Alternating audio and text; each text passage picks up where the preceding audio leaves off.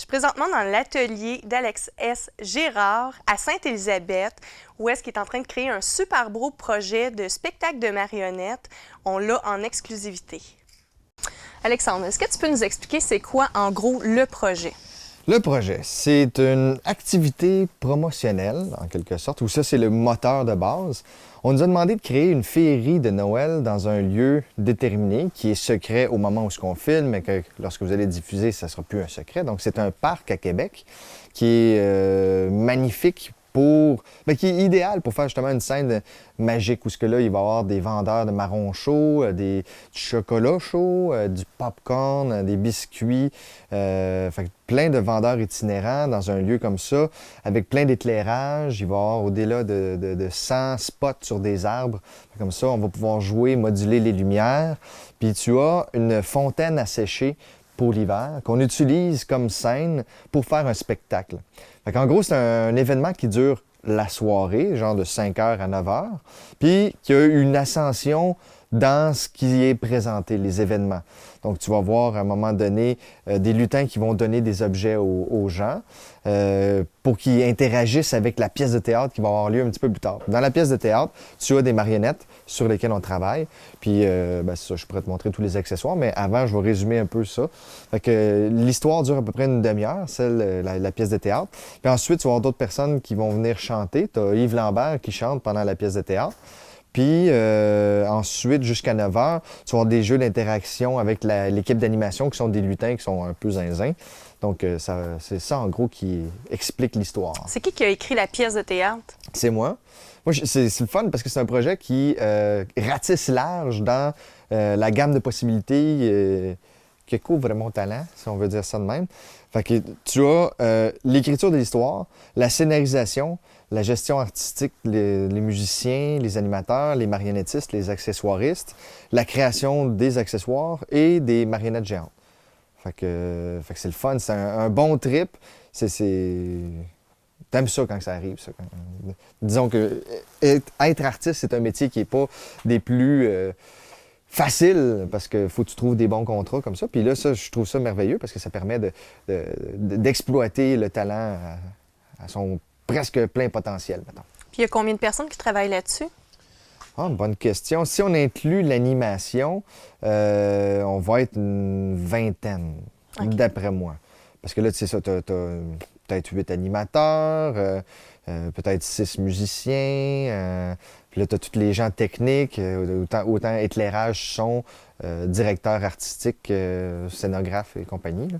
Fait que ça, c'est une vingtaine De personnes. Puis, veux-tu m'expliquer un peu le déroulement? Comment ça va se passer là-bas? Je pense que c'est ça, il y a un peu de musique, c'est du théâtre en même temps. Bien, moi, j'aime beaucoup l'immersion. L'immersion, c'est quand tu prends quelqu'un puis tu l'amènes dans un univers qui est autre.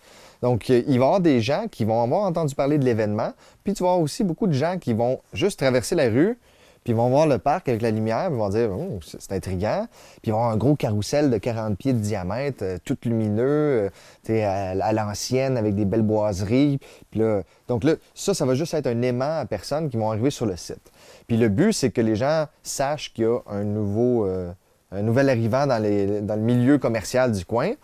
Mais c'est plus, ils vont être happés par la magie. Fait que là, tu vas avoir des lutins qui vont se promener au travers de ça, qui, eux, vont donner, ça peut être le temps justement d'expliquer ça, des éléments de décor comme ça. On en a plusieurs. Comme ça, c'est un sapin. Fait qu'on prend un enfant qui le tient, puis là, il y a des glow sticks là-dessus, puis là, tu pètes les glow sticks juste avant l'événement, fait que ça fait comme des boules de Noël. Puis à ce moment-là, bien là, l'enfant se promène avec ça. Il peut se promener aussi avec d'autres éléments tels des étoiles comme ça. Fait que pendant un certain temps, c'est juste ça. Tu bénéficies de l'ambiance, tu bénéficies de ces affaires-là. Puis là, tu fais « Ah, c'est bien mignon, tous les enfants qui se promènent avec ça. » Puis tout l'univers est agréable. Et à un moment donné, tu as une espèce d'appel, parce que là, tu as Yves Lambert qui part une chanson. Puis là, cette chanson-là, les gens, pour pas qu'ils pensent que c'est préenregistré, les lutins dirigent les gens vers la pergola où il y a une pergola qui va tout être couverte avec tout encore là des beaux éclairages. Puis il va commencer une chanson. Puis cette chanson-là, c'est pour amener les gens. Puis là, une fois qu'il arrive là, il y a une première partie d'histoire qui part. Puis là, c'est une histoire où deux jeunes enfants s'amusent bien, deviennent amoureux au travers le temps, fondent une famille. Une fois qu'ils ont fondé la famille, bien, c'est plus difficile, donc ils doivent aller au champ, ou plutôt dans le bois travailler, puis l'autre à l'usine du quartier.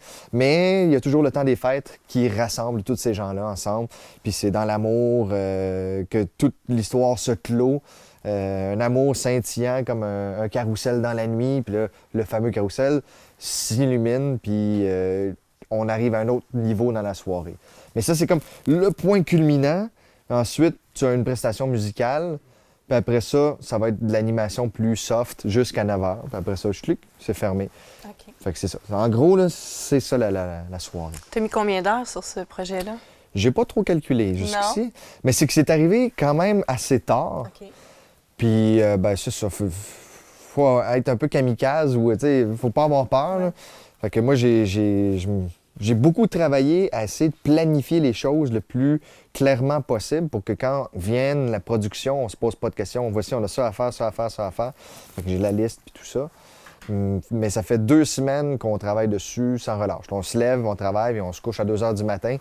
Puis on se relève le lendemain matin le plus tôt possible. On a quand même une petite famille ici, fait que pas le choix de bien travailler. Mais je pourrais pas te dire un nombre d'heures. Peut-être à la fin, mais tu peux mettre 12 heures par jour minimum.